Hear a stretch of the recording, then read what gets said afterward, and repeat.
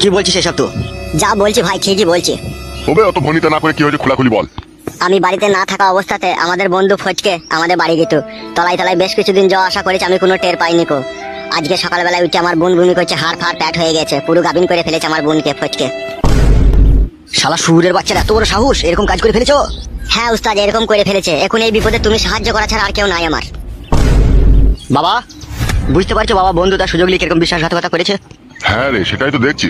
কাকা বাবু এর একটা বিচার করে দেন আপনি। তোর বোনকে ক মাসের গাবিন করে দিয়েছে? ও তখন সঠিক কথা বলছি না, ওর প্যাট দেখে যা বোঝা গেল প্রায় 2.5-3 মাসের কাছাকাছি হয়ে গেছে। এতদিন জানতে পারিসনি তাহলে? বোন বলে কথা, সে যদি আমাকে না বলে আমি কি তার প্যাট পানে তাকিয়ে থাকবো বলেন? তাহলে হারে ফালতো। হ্যাঁ বাবা বলো। তাহলে কি করবি ভাবছিস রে? কি করবো মানে, বন্দুকের মাথা করে মেরে মেরে না ওর মাথা ভুলুক করে দেবো, ওকে 3 ঘন্টা আড়াই টাঙিয়ে চালাবো বাবা। ও আমার বন্ধু বোনের সাথে এরকম নোংরামি করছে, ওকে আমি ছেড়ে দেবো ভাবছো? ওকে জানে শেষ করে দিতে পারি এমনকি। লেওড়া চুদা, যা বুঝে না সুঝে না তাইলে কথা মারাইতেছে। তাহলে কি করবো কা? চুমু খাবো নাকি? এর কপাইলে চুদা, চুলটা কালার করে পাকাইলে তো হবে না, আমার মতো বয়স করে চুল পাকাইতে হবে, তবে তো প্রপারলি জ্ঞান বুদ্ধিটা আসবে।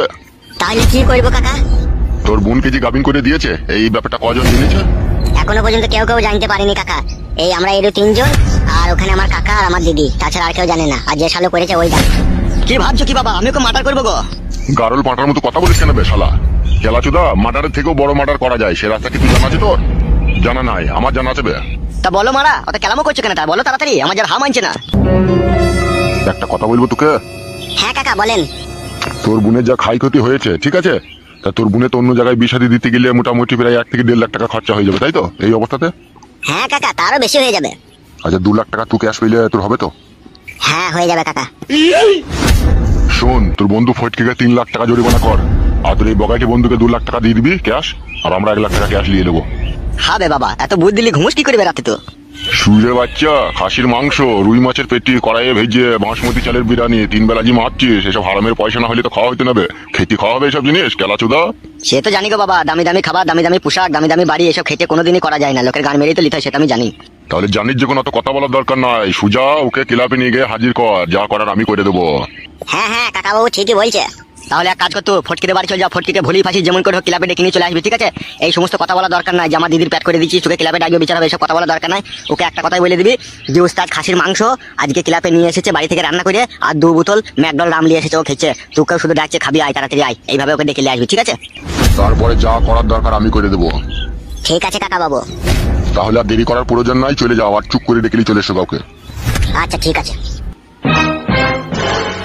এক কাজ কর, তুই ক্লাবে চলে যা, আমি যাচ্ছি 5 মিনিট পরে, তুই কোনো কথা বলবি না, সব ওকে হাজির করবি, তারপরে যেই যা করার আমি করবো।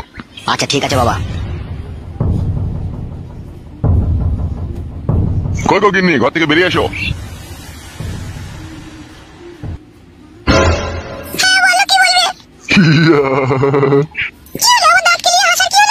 আরে মাগি, আবার তোর একটা মাছ কাটা সোনা চেন আমি বানিয়ে দেবো রে খুব তাড়াতাড়ি। ওই যে বগাইটির বোনকে বলছে গাবিন করে দিয়েছে ওর একটা বন্ধু। মাগিকে কেলিয়ে দেবো কোনি, আবার এরকম সব বুনাস না হইলে আমাদের চলবে কি করিল? তুই ভালো করে রান্না বান্নাটা চাপা, ঠিক আছে? আমি থুতু দিয়ে 1 লাখ টাকা গুনিলেই চলে আসি। হ্যাঁ আচ্ছা ঠিক আছে, যাও। আমি রান্নাটা চাপাই দিয়ে।